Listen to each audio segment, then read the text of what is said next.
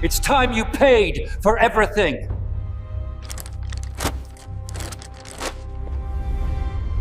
Eddie's hands shook as he stared at the encrypted message on Helena's phone. Meet me at the old pier. Sarah can't know, not yet. The timestamp showed 11:47 p.m. Owen's contact photo smiled back at him. His wife's lover, his daughter's fiancé, the man who would marry into their family in 3 days. Eddie set the phone down exactly where Helena had left it on the kitchen counter. 22 years of marriage. And this was how he found out. Not through tears or confessions, but through a forgotten phone and a moment of curiosity that would destroy everything. The Martha's Vineyard wind rattled the old beach house windows. Same sound that had lulled him to sleep as a child, back when this place meant safety instead of secrets, back when his family was just complicated, not rotten. He walked to the living room where Helena sat reading, her reading glasses perched on her nose, looking like the professor she'd once wanted to be before she became Mrs. Edward Halloran, keeper of appearances and curator of lies. Good book? He asked. She looked up, smiled, that practiced smile. Just some light fiction. You know how I like my happy endings. Eddie nodded and went upstairs. In their bedroom, he opened his laptop and began typing. Not an email, not a letter. A plan. Because Eddie Halloran had spent 44 years fixing everyone else's problems, and now it was time to fix his own, even if it meant burning down everything he'd built. Friday morning, 3 days before the wedding. The rehearsal dinner invitations sat on Margaret Halloran's kitchen table like a taunt. 65 years old, and she still felt like she was performing for an audience that would never applaud. Eddie, the caterer called again, she said into her phone. They need the final count. Tell them 43, Eddie's voice crackled through the speaker. Sarah added bridge at the last minute. Margaret wrote the number down with shaking hands. 43 people, to witness her granddaughter's wedding to a man who was sleeping with her daughter-in-law. She'd seen them together last month at the harbor, thinking they were being careful, thinking no one would notice. She'd noticed. She always noticed. It was her curse and her talent. Mother, are you listening? Eddie's voice pulled her back. Yes, dear, 43. I'll call them now. She hung up and stared at the invitation. Sarah Jennifer Halloran and Owen Michael Fletcher request your presence. The embossing had cost $400. The marriage would cost much more. Margaret picked up her address book, fingers finding Dr. Felix Moran's number. She'd been putting off this call for weeks, but time was running out. Some secrets could stay buried. Others had to be managed. Felix answered on the second ring. Margaret, it's been too long. I need to see you, Felix. Today, if possible. It's about the family. A pause. Then, the usual place? The usual place. She hung up and looked out the window at the cliffs where she'd walked with her husband 40 years ago, when they were young and stupid and thought love was enough. Before she learned that love was just the appetizer, power was the main course. Friday afternoon, Bridge Collins sat in her rusted Honda outside the Halloran Beach House, gathering courage she didn't have. 22 years old and still playing second fiddle to Sarah Halloran. Still grateful for scraps of attention from the golden girl who'd never noticed how much Bridge wanted her life. Her phone buzzed. Text from Sarah. Running late, let yourself in? Wine in fridge? Bridge knew where they kept the spare key. She'd been letting herself into Sarah's life for 15 years, always welcome, never quite belonging. The house felt different, empty. Bigger somehow, more imposing. Bridge had always known the Hallorans had money, but standing alone in their living room, she felt the weight of it. The antique furniture, the oil paintings, the Persian rugs that cost more than Bridge's annual salary at the insurance office. She poured herself a glass of white wine and wandered into Eddie's study. His laptop was open on the desk, screensaver cycling through family photos. Sarah at graduation, Sarah at Christmas, Sarah looking perfect in every shot. Bridge touched the trackpad and the screen came alive. Eddie's email was open to a message from someone called Paulina Voss. The subject line made Bridge's wine glass freeze halfway to her lips. Helena Halloran investigation, confidential. Bridge looked around, heart hammering. She shouldn't read this. She should close the laptop and pretend she never saw it. Instead, she clicked. Eddie, I have what you requested. Helena's business dealings aren't as clean as she pretends. The Patterson development deal? She took kickbacks. I have documentation. As discussed, this information comes at a price. Let me know when you're ready to proceed. P. Bridge stared at the screen. Eddie was investigating his own wife. Why and who was Paulina Voss? Bridge? What are you doing? Bridge spun around. Sarah stood in the doorway, engagement ring catching the afternoon light, looking beautiful and perfect and utterly clueless about the bomb sitting in her father's email.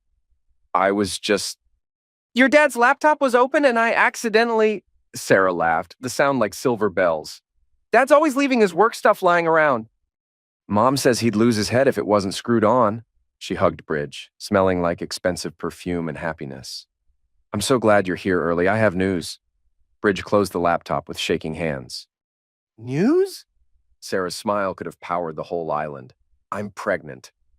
The wine glass slipped from Bridge's fingers and shattered on the hardwood floor.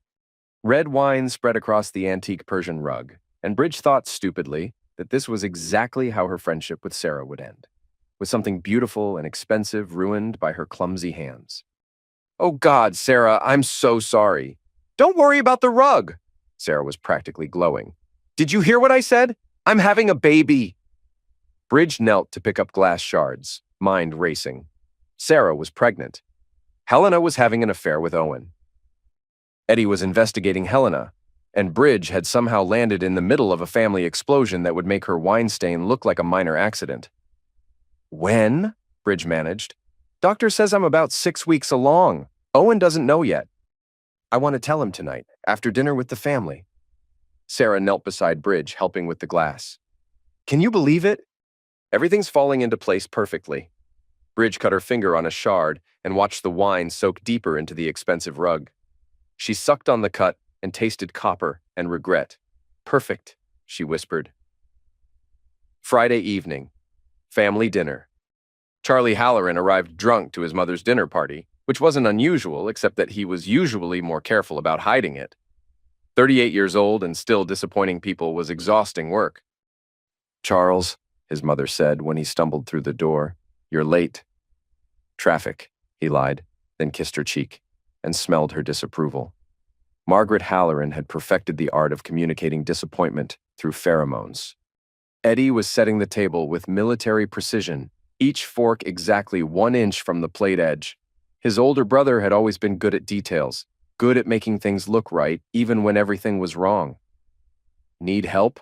Charlie offered. Eddie looked at him with eyes that seemed older than they had yesterday.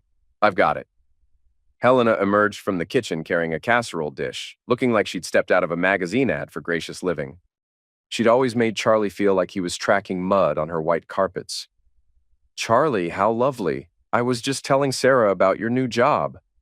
Charlie's stomach clenched. He hadn't told anyone about losing the construction job last week. Right.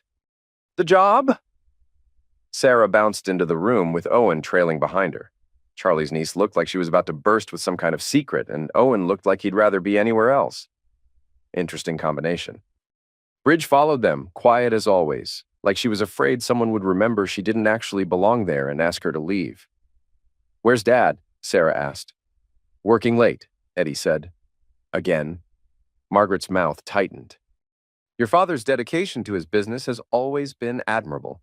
Admirable, Helena murmured, and Charlie caught something sharp in her tone. And that's one word for it. They sat down to eat Margaret's pot roast, the same meal she'd been making for family dinners since Charlie was 10. Some traditions never died, even when they probably should. So, Margaret said, cutting her meat with surgical precision, Owen, how are the wedding preparations coming along? Owen shifted in his seat. Good, really good. Everything's under control. Is it? Eddie asked quietly. Something passed between Eddie and Owen that Charlie couldn't read, but it made the hair on his arms stand up. His brother was planning something. Charlie had seen that look before, usually right before Eddie solved someone's problem in a way that created 3 new problems. I have an announcement, Sarah said, unable to contain herself any longer. The table went quiet. Charlie noticed Bridge's hands were shaking. Owen and I are going to have a baby. The silence stretched like a taut wire. Charlie watched faces around the table, reading reactions like he'd learned to read his mother's moods. Margaret's smile was too bright. Helena's face went white. Eddie's expression didn't change at all, which was somehow the most terrifying response. Owen looked like he was going to throw up.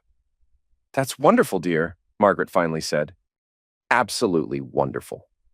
Congratulations, Helena added, her voice flat as old champagne.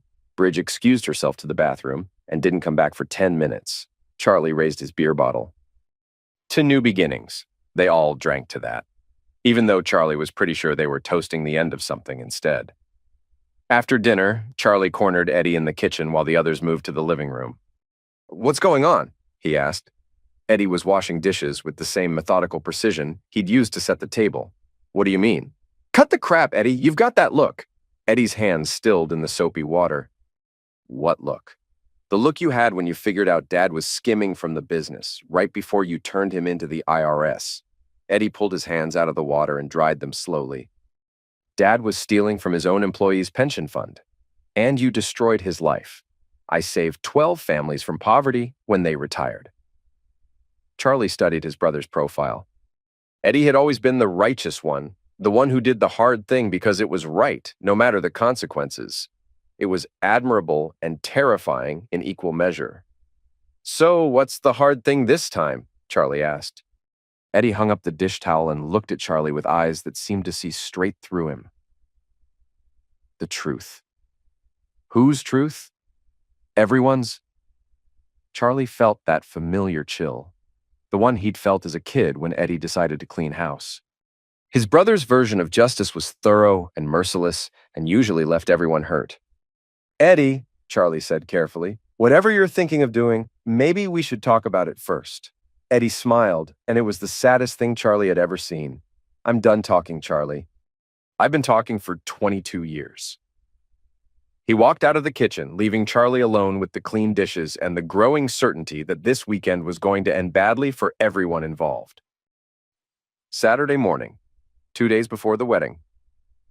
Dr. Felix Moran had been dreading this meeting for 3 weeks, ever since Margaret Halloran called with that tone in her voice. The tone that meant she was about to ask him to do something that would test the limits of his medical ethics and their 40-year friendship. They met at the Harbor Cafe, neutral ground where the morning crowd of fishermen and tourists would provide cover for whatever Margaret needed to discuss.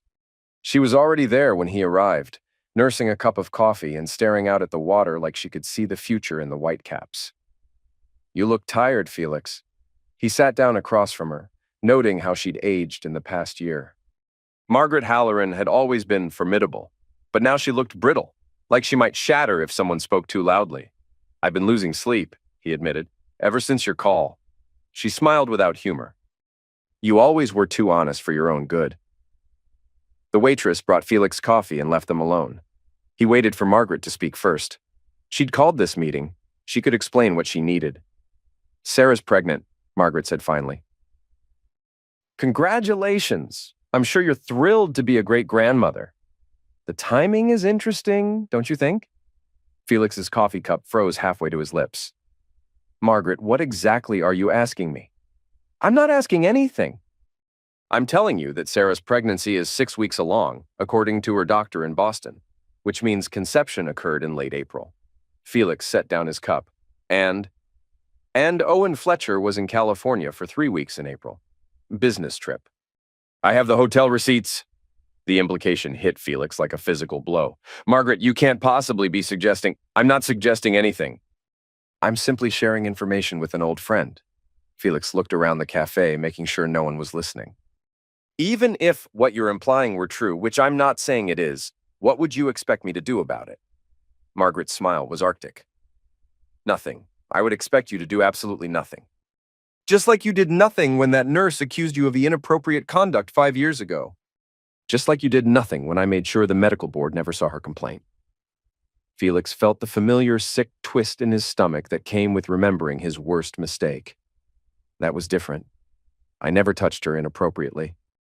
She was a troubled young woman who made accusations that could have destroyed your career and your marriage, and I made sure those accusations disappeared. Margaret, please. I'm not threatening you, Felix. I'm reminding you that friendship sometimes requires discretion. Sarah is happy. Owen is happy. The family is happy.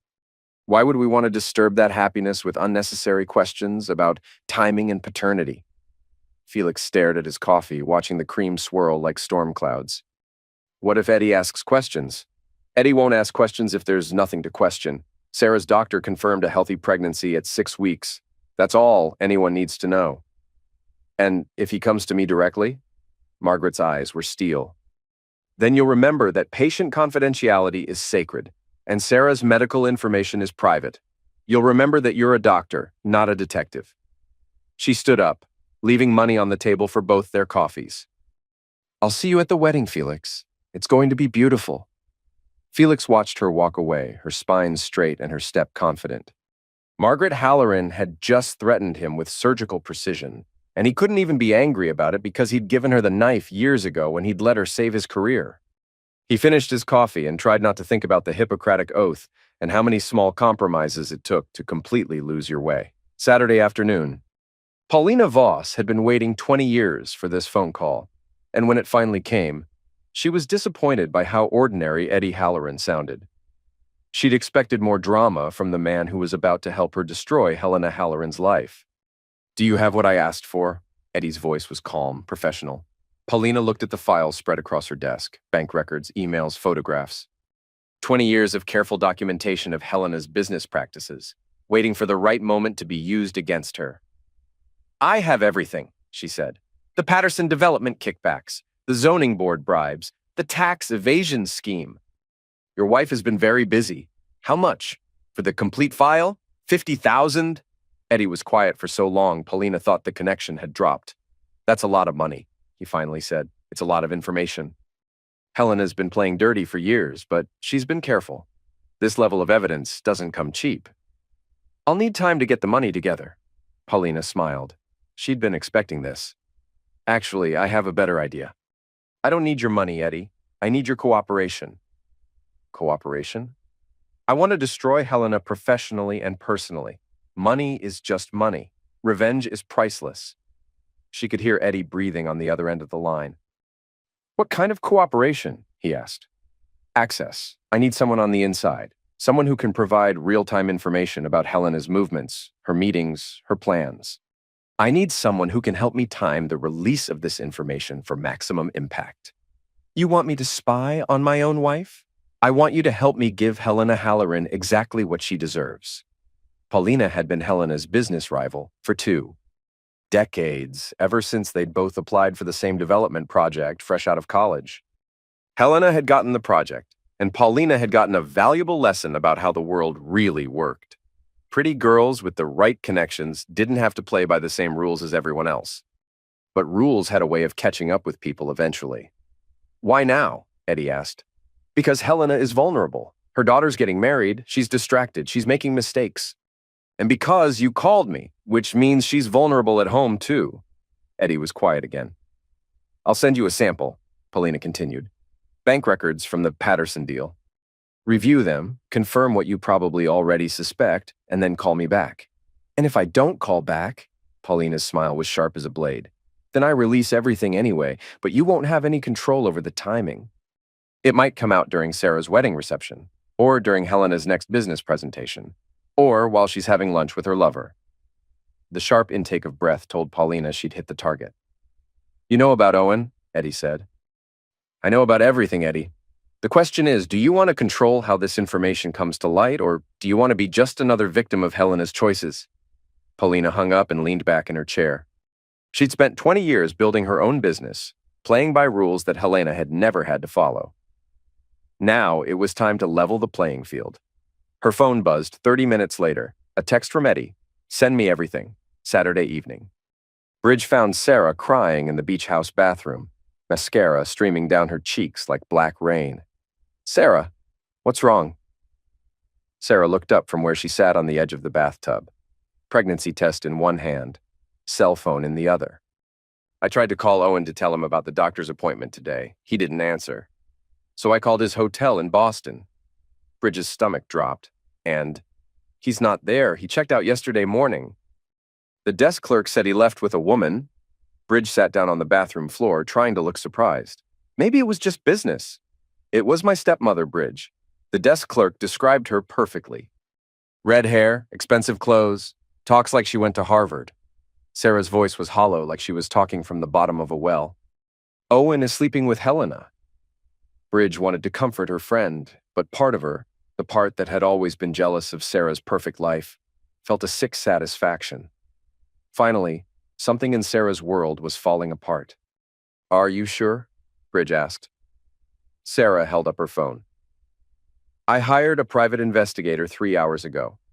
Owen and Helena have been meeting at the Harbor Inn every Friday for 2 months. They think they're being discreet, but the desk clerk recognizes them." "Oh, Sarah." "The baby," Sarah whispered. "What if the baby isn't Owen's?" Bridge did the math in her head. Sarah was 6 weeks pregnant.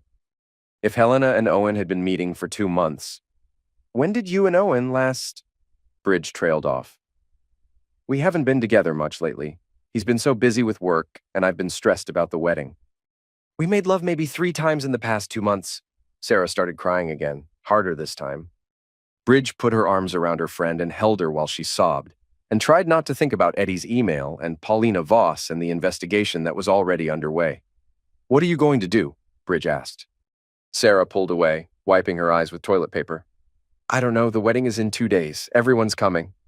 The deposits are all paid." "Sarah, if Owen is cheating, I can't prove it's his baby or not without a paternity test, and I can't get that until after the baby's born. And what if it is his baby? What if I'm wrong about everything?" Sarah stood up and looked at herself in the mirror, trying to repair her makeup. "Maybe I should just pretend I don't know. Maybe I should go through with the wedding and figure it out later." Bridge stared at her friend. "You can't marry someone who's sleeping with your stepmother." "Why not? My dad married someone who sleeps with other people. Maybe that's just how marriage works in my family." "Sarah, you deserve better than that." Sarah laughed, but it sounded like breaking glass. "Do I? My whole life I've gotten everything I wanted just by smiling and being nice. Maybe this is what I actually deserve."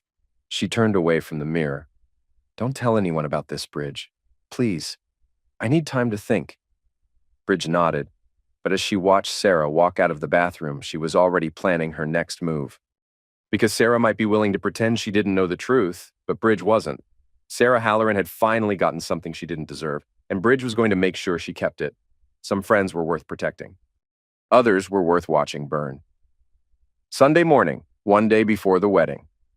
Eddie stood in his brother Charlie's studio apartment looking at 20 years of failure condensed into 400 square feet. Empty beer bottles, unpaid bills, and the smell of desperation that clung to everything like smoke. "You look like crap," Charlie said, opening another beer even though it wasn't even noon. "Thanks. You look exactly like I expected." Charlie laughed. "Still the charming older brother. What brings you to my palace?" Eddie sat down on the only chair that wasn't covered in laundry. "I need your help." "With what?" "Helena's been embezzling money from her business." "I have proof." Charlie's beer can stopped halfway to his mouth. "Holy crap, Eddie. Are you serious?" Eddie pulled out a folder and spread photographs across Charlie's coffee table. Bank statements, canceled checks, email printouts. $200,000 over 3 years. She's been skimming from client escrow accounts and covering it up with fake invoices. Charlie studied the papers. "Where did you get this?" "Does it matter?" "It matters because you're talking about destroying your wife's life, and I want to know why." Eddie was quiet for a long moment. "She's having an affair with Owen." "Owen? As in Sarah's Owen?" "As in Sarah's Owen, who she's marrying tomorrow." Charlie set down his beer and really looked at his brother for the first time since Eddie had arrived. "Jesus, Eddie. How long have you known?" "I suspected for weeks. I confirmed it yesterday." "And you want to what exactly? Ruin Helena's business and expose the affair?" Eddie's smile was cold as January. "I want to give everyone what they deserve." Charlie stood up and walked to the window, looking out at the harbor where their father had taught them to fish before everything went wrong. "This isn't justice, Eddie. This is revenge." "What's the difference?" "Justice is about making things right. Revenge is about making people pay." Eddie gathered up the photographs. "Same outcome." "No, it's not. Justice would be divorcing Helena and letting Sarah know about Owen. Revenge is burning down everyone's life because yours got burned first." Eddie stood up. "I didn't come here for therapy, Charlie. I came here because I need someone to help me leak this information to the right people at the right time." "Why me?" "Because you're broke. You're desperate, and you have nothing left to lose." Charlie felt the words hit like a physical blow. Forget you, Eddie. I'm not wrong, am I? You lost your job last week. You're 3 months behind on rent. You're drinking yourself to death because you can't stand the sight of your own life. Charlie wanted to argue, but the empty beer bottles were evidence for Eddie's case. What do you want me to do? Charlie asked. Eddie pulled an envelope from his jacket pocket. There's $5,000 in here. I want you to take these documents to the Harbor Gazette tomorrow morning. Tell them you're a whistleblower, someone who worked with Helena and discovered the embezzlement. Give them just enough information to start asking questions. Charlie looked at the envelope like it might explode. Why not do it yourself? Because I need to be surprised when it comes out. I need to look like a victim, not a perpetrator. And what happens to Helena? Helena loses her business, her reputation, and probably her freedom. Financial crimes aren't taken lightly around here. What about Sarah? This comes out tomorrow. Her wedding day is ruined. Eddie's expression didn't change. Sarah deserves to know who she's marrying. Charlie picked up the envelope, feeling the weight of the cash inside. $5,000 would solve his immediate problems. It would buy him time to figure out his life. This is wrong, Eddie. Maybe, but it's also necessary. Charlie looked at his older brother, remembering the boy who'd taught him to tie his shoes and helped him with homework and protected him from bullies. That boy was gone, replaced by a man who'd learned that the world was cruel and decided to be crueler. Okay, Charlie said. I'll do it. Eddie nodded and headed for the door. Timing is everything, Charlie. The story needs to break exactly at noon tomorrow. Not before, not after. Why noon? Eddie's smile was sharp as broken glass. Because that's when Helena will be giving her mother of the bride speech at Sarah's wedding lunch. He left Charlie alone with the money and the photographs, and the growing certainty that his family was about to implode in spectacular fashion. Charlie opened another beer and tried not to think about what $5,000 was really buying. Sunday afternoon.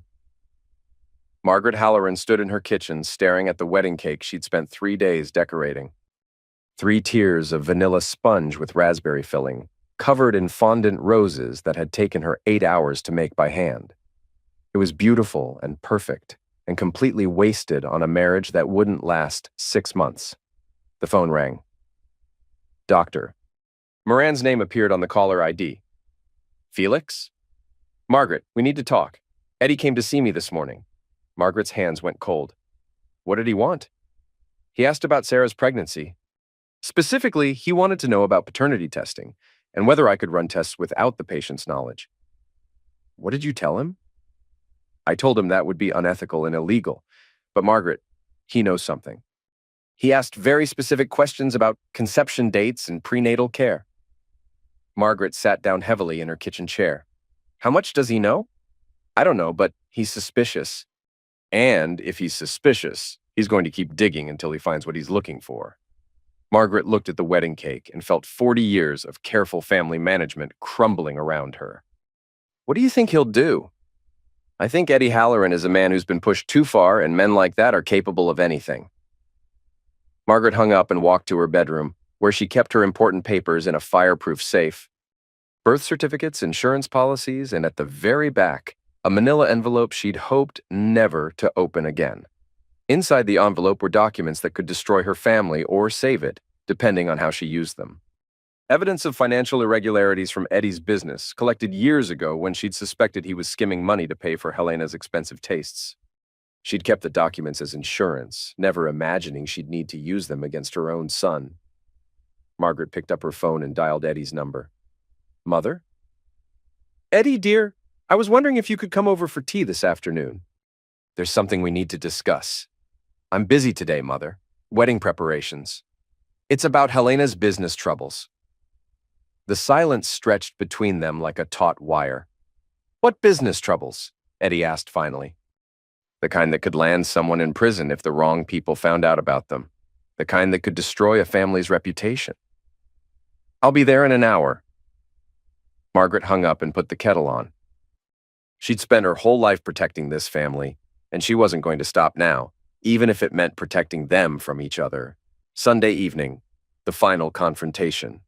Eddie arrived at his mother's house carrying flowers and wearing the expression of a man who'd already made peace with terrible decisions. Margaret let him in and served tea in her best china, the same pattern she'd used for every family crisis for 40 years. You look tired, dear. Eddie sat across from her at the dining room table, noting how she'd positioned his chair so he couldn't see the papers spread on the kitchen counter. I wonder why. I imagine planning Sarah's wedding has been stressful. Such a big event. So many details to coordinate. Is that why you called me here, Mother? To discuss wedding planning? Margaret sipped her tea and studied her son's face. Eddie had always been the hardest of her children to read, even as a boy. He felt everything deeply but showed nothing on the surface. I called you here because I know what you're planning to do. Eddie's expression didn't change. What am I planning to do? You're planning to destroy Helena's business and expose her affair with Owen. You're planning to ruin Sarah's wedding day and humiliate your family in front of the entire town. Eddie set down his teacup.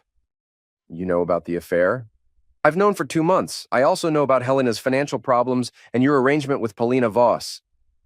Eddie's mask finally slipped, showing a flash of surprise. How? Because I've been protecting this family longer than you've been alive, and I don't intend to stop now.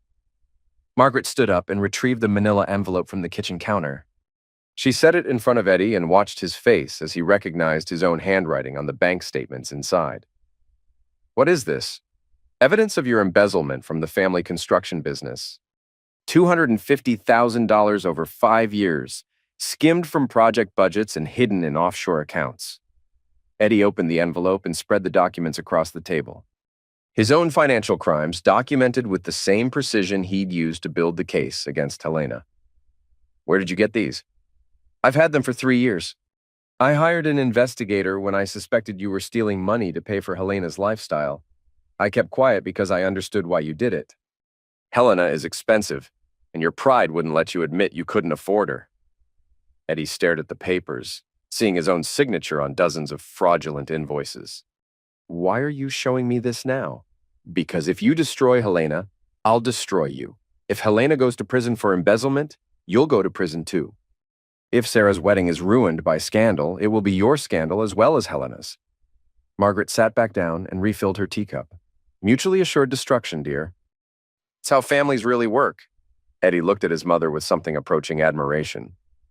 You've been planning this conversation for years. I've been planning for every possible scenario. That's what mothers do. And what if I call your bluff? What if I go ahead with my plan anyway? Margaret's smile was arctic. Then tomorrow morning, Charlie will receive an anonymous package containing evidence of your financial crimes. By noon, when Helena's story breaks, yours will be breaking too. By evening, both of you will be arrested. Sarah will lose both parents on her wedding day. Eddie gathered up the documents and put them back in the envelope. You're protecting Helena. I'm protecting the family. Helena made mistakes, but destroying her won't fix your marriage. It will just create more wreckage for the rest of us to clean up. She's sleeping with our daughter's fiancé. And you've been stealing money for years. Neither of you is innocent. Eddie stood up, envelope in hand. So what do you propose? Helena ends the affair. Owen marries Sarah as planned. You get counseling for your marriage. Everyone keeps their secrets and their freedom. And if Helena won't agree to those terms? Margaret's expression was stone. Then I'll make the same offer to her that I'm making to you. Cooperate or face the consequences. Eddie walked to the door, then turned back. What about Sarah? She deserves to know the truth about Owen. Sarah deserves a chance at happiness. The truth is a luxury she can't afford right now. Eddie studied his mother's face, seeing 40 years of compromise and calculation in the lines around her eyes. You really believe that? I believe that sometimes the best thing you can do for people you love is protect them from their own choices. Eddie nodded and left without another word. Margaret watched him drive away, then called Helena. We need to talk, she said when Helena answered. Tomorrow morning, before the wedding. There's something you need to understand about family loyalty. Margaret hung up and looked at the wedding cake sitting on her counter. Tomorrow would be the most important performance of her life, and she intended to give a flawless show. Monday morning, wedding day. Helena Halloran stood in her walk-in closet at 6 a.m., surrounded by 3 decades of expensive clothes, and feeling like she had nothing appropriate to wear to her stepdaughter's wedding. Everything felt like a costume for a play she no longer wanted to perform in. Her phone buzzed. Text from Owen. We need to talk before the ceremony. Helena deleted the message without responding. She'd made her decision during the sleepless night, staring at the ceiling while Eddie pretended to sleep beside her. The affair was over. It had to be. Another text. Helena, please, this is important. She blocked his number. Eddie emerged from the bathroom, already dressed in his wedding tuxedo. He looked handsome and tired and completely unreachable. You're up early, he said. Couldn't sleep. He nodded like this was perfectly normal, like they hadn't been living as strangers in the same house for months. Big day. Yes, big day. They moved around each other with practiced efficiency. Two people who'd learned to share space without touching. Helena wondered when they'd stopped seeing each other as lovers and started seeing each other as obstacles. Her phone rang. Margaret's name on the caller ID. Good morning, Margaret. Helena, dear. I was wondering if you could stop by before you head to the church. I have something for Sarah, a family heirloom for her to wear. Helena looked at Eddie, who was pretending not to listen while he adjusted his cufflinks. Of course. I'll be there in 30 minutes. She hung up and reached for a navy blue dress she'd worn to dozens of society functions. Safe, appropriate, forgettable. Tell Sarah I'll see her at the church, Eddie said without looking at her. Helena nodded and left him standing in their bedroom, probably already planning how to spend his day without her. Margaret's house smelled like coffee and roses. Helena found her in the kitchen, wearing a pale pink dress that made her look fragile and dangerous at the same time. You look lovely, dear. Thank you. You said you had something for Sarah? Margaret smiled and gestured to a chair. Sit down first. Coffee? Helena sat, sensing a trap but unable to see its shape. Just a small cup. Margaret poured coffee into delicate china cups and sat across from Helena. I know about Owen. The words hit Helena like cold water. She set down her cup carefully, buying time while her mind raced. I don't know what you mean. Of course you do. You've been meeting him at the Harbor Inn every Friday for 2 months. You've been having an affair with your stepdaughter's fiancé. Helena's hands trembled slightly. Margaret, I think there's been a misunderstanding. There's no misunderstanding. I have photographs. Margaret pulled out a manila folder and spread pictures across the kitchen table. Helena and Owen entering the hotel together, sitting close in a restaurant booth, kissing in Owen's car. Where did you get these? I hired an investigator when I suspected something was wrong. Sarah has been so nervous about the wedding, and Owen seemed distracted. I wanted to make sure everything was as it should be. Helena stared at the photographs, seeing her own betrayal documented in black and white. What do you want? I want you to end it. Today. Permanently. It's already over, Margaret raised an eyebrow. Is it? Because Owen has been calling and texting you all morning? Helena's phone was face down on the table, but she could see the screen lighting up with new messages. I'm not responding to him. Good, but ending the affair isn't enough. You need to make sure Owen goes through with the wedding. I can't control what Owen does. Margaret's smile was sharp. You got him into this situation. You can get him out of it. Sarah is pregnant, Helena. That baby needs a father, and Owen needs to be that father. Helena felt sick. Sarah's pregnant? 6 weeks along, which means the baby was conceived while you were sleeping with Owen. The timeline hit Helena like a physical blow. If Sarah was 6 weeks pregnant and she'd been with Owen for 2 months, then the baby could be anyone's. Does Eddie know? Eddie knows about the affair. He doesn't know about the pregnancy timing. Helena closed her eyes. What happens if I refuse to cooperate? Margaret leaned forward. Then Eddie destroys your business, Owen abandons Sarah, and you lose everything you've spent 20 years building. Your reputation, your career, your marriage, your stepdaughter. And if I cooperate? Then Owen marries Sarah as planned. You rebuild your marriage with Eddie. Everyone keeps their secrets. Helena opened her eyes and looked at Margaret. You're blackmailing me. I'm saving your family. Helena gathered up the photographs and put them back in the folder. What do you need me to do? Convince Owen that marrying Sarah is his only option. Make him understand that running away will destroy both of your lives. And after that? After that, you become the stepmother Sarah deserves and the wife Eddie married. You put this mistake behind you and move forward. Helena stood up, feeling like she'd aged 10 years in 10 minutes. I'll talk to Owen. Good. And Helena? If you ever betray this family again, I won't be nearly so generous. Helena nodded and left without another word, driving toward the church where she would either save her family or watch it burn. Monday late morning. Bridge Collins sat in the Harbor Gazette office, watching Charlie Halloran pace back and forth in front of the editor's desk like a caged animal. She'd arrived 15 minutes early for her appointment, hoping to catch the story before it broke. "You're sure about this information?" the editor asked Charlie. Charlie nodded, sweat beading on his forehead despite the air conditioning. "I worked with Helena Halloran for 6 months. I saw the fake invoices, the double billing, the missing escrow funds. She's been stealing from clients for years. And you're coming forward now because I can't live with being part of it anymore. I quit her company last week when I realized how deep the fraud went." Bridge watched Charlie lie with impressive conviction. She'd done her own research after finding Eddie's email, and she knew Charlie had never worked for Helena's business. But the documents he'd brought looked real enough, and the editor was taking notes. "We'll need to verify this information before we can publish," the editor said. "Of course. But you should know that there are other people involved. Helena's been bribing city officials to get her development projects approved." Bridge felt a sick thrill as she watched the story grow. Charlie was improvising now, adding details that made Helena look even worse. "Can you provide names?" Charlie hesitated. "I'd rather not say until you've verified the financial information, but if you dig into the Patterson development deal, you'll find what you're looking for." The editor made more notes. "When can we reach you for follow-up questions? I'm leaving town after this meeting, family emergency, but you have my contact information." Bridge waited until Charlie left before approaching the editor's desk. "Excuse me?" "I couldn't help overhearing. Are you really going to publish a story about Helena Halloran?" The editor looked up. "Who's asking?" "I'm a friend of the family. Sarah Halloran is getting married today. If you publish this story now, you'll ruin her wedding day.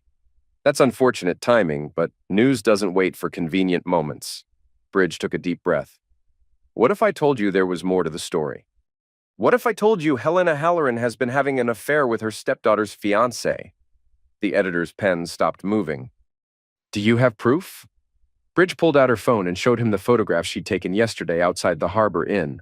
She'd followed Helena after their conversation, hoping to catch her meeting Owen. Instead, she'd caught Helena breaking up with him. "These were taken yesterday. Helena Halloran and Owen Fletcher. He's supposed to marry Sarah in 4 hours." The editor studied the photos. "Why are you showing me this?" "Because Sarah Halloran deserves to know who she's marrying. And because Helena Halloran deserves to face consequences for her choices." Bridge felt a moment of guilt thinking about Sarah crying in the bathroom, but she pushed it aside. Sarah would thank her eventually. Everyone would be better off knowing the truth. "What's your relationship to the family?" the editor asked. "I'm Sarah's maid of honor. I've been watching this family lie to each other for years." "Today it stops."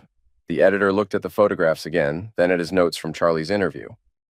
"This is quite a story. It's the biggest story this town has seen in decades." Bridge left the newspaper office feeling lighter than she had in months. For once in her life, she wasn't just watching from the sidelines. She was making things happen. Monday noon. The wedding. Sarah Halloran stood in the church vestibule, wearing her grandmother's wedding dress and trying not to throw up. The morning sickness was bad enough, but the knowledge that Owen might be cheating made everything worse. Bridge appeared beside her, looking guilty and excited at the same time. "How are you feeling?" Bridge asked. "Like I'm about to make the biggest mistake of my life." Bridge took her hands. "Sarah, there's something you need to know." "Bridge, whatever it is, can it wait? I'm getting married in 10 minutes. "No, it can't wait. Owen has been having an affair." Sarah's stomach dropped. "What?" "With Helena. I have proof. Photographs, hotel records, everything." Bridge pulled out her phone and showed Sarah the pictures she'd taken the day before. Owen and Helena together, obviously intimate, obviously lying to everyone. Sarah stared at the screen, feeling her perfect world crumble around her. "When were these taken?" "Yesterday. I followed them after I saw them together at the Harbor Inn." "You knew yesterday, and you didn't tell me?" Bridge looked uncomfortable. "I thought you should decide what to do with the information." Sarah's hands shook as she scrolled through the photographs. "How long has this been going on?" "At least 2 months, maybe longer." Sarah looked at herself in the vestibule mirror, seeing a stranger in white lace. The baby. What if the baby isn't Owen's? I don't know, Sarah, but you can't marry him now. Not knowing this, Sarah closed her eyes and tried to think. 200 guests were waiting in the church. The reception was paid for. Her whole family was here. Sarah? Bridget's voice seemed to come from far away. What are you going to do? Sarah opened her eyes and looked at her reflection again. The stranger in the mirror looked back at her with clear, cold eyes. I'm going to get married. Sarah, you can't. Yes, I can. Owen made his choice, and I'm making mine. I'm not going to humiliate myself and my family because my fiancé is a cheater and my stepmother is a liar. Sarah turned away from the mirror and faced Bridge. This conversation never happened. You never showed me these pictures. You never followed them to the hotel. But Sarah, if you ever mention this to anyone, I'll make sure you never work in this town again. My family has connections, Bridge. Don't test them. Bridge stepped back, shocked by the ice in Sarah's voice. I was trying to help you. No, you were trying to destroy my family because you've always been jealous of what we have. Well, congratulations. You got what you wanted? The church doors opened and Margaret appeared, wearing pink silk and a smile that could cut glass. Sarah, dear, it's time. Sarah took her grandfather's arm and walked down the aisle toward Owen, who stood at the altar looking pale and nervous. She didn't look at Helena in the front row, didn't acknowledge Bridge standing with the other bridesmaids, didn't think about the baby growing inside her or who its father might be. She thought about power and choice and the difference between winning and surviving. When the minister asked if she took Owen to be her husband, she said yes with a voice that carried to the back of the church. When Owen said yes in return, she watched his face and memorized his lies. When they kissed to seal their marriage, she whispered in his ear, I know about Helena. Owen's face went white, but Sarah smiled at their guests like the happiest bride in the world. Monday afternoon, the reception. The Harbor Gazette hit the newsstands at 2 p.m., just as the wedding reception was reaching full swing. The headline read, Local developer accused of fraud and corruption, with Helena's business photo prominently displayed. Eddie saw the papers first, having positioned himself near the hotel entrance, specifically to watch for them. He bought 3 copies and distributed them strategically around the reception hall, leaving them where guests would find them during cocktail hour. Helena was giving her mother of the bride speech when the whispers started. As I look at Sarah and Owen today, Helena said into the microphone, I see the promise of new beginnings and the strength that comes from family. Eddie watched faces in the crowd as guests discovered the newspapers. Shock, confusion, then the excited murmur of people witnessing a scandal unfold in real time. Margaret caught Eddie's eye from across the room and shook her head slightly. Too late for regrets now. And I know that Sarah will build a marriage based on trust, honesty, and the values that have always guided our family. Someone in the back of the room laughed, a sharp sound that cut through Helena's words. She paused, confused, then continued. So please, join me in raising a glass to the happy couple. To the happy couple? Charlie's voice was too loud, too sharp. He was already drunk, probably had been since morning. May their marriage last longer than Helena's business. The silence that followed was deafening. Helena's face went white as she realized something was terribly wrong. Eddie stood up. I think what my brother means is that we all hope Sarah and Owen have many happy years ahead of them. Do we? Charlie swayed slightly. Because according to the Harbor Gazette, happy families are hard to come by around here. He held up a copy of the newspaper. Local developer accused of fraud and corruption. Fancy that. Helena dropped the microphone.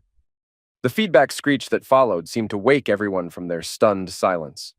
Guests pulled out their phones, some calling friends to share the gossip, others taking pictures of Helena's horrified face. Within minutes, the story would be all over social media. Sarah stood up from the head table, still wearing her wedding dress, still beautiful and composed. I think we should all remember that this is supposed to be a celebration.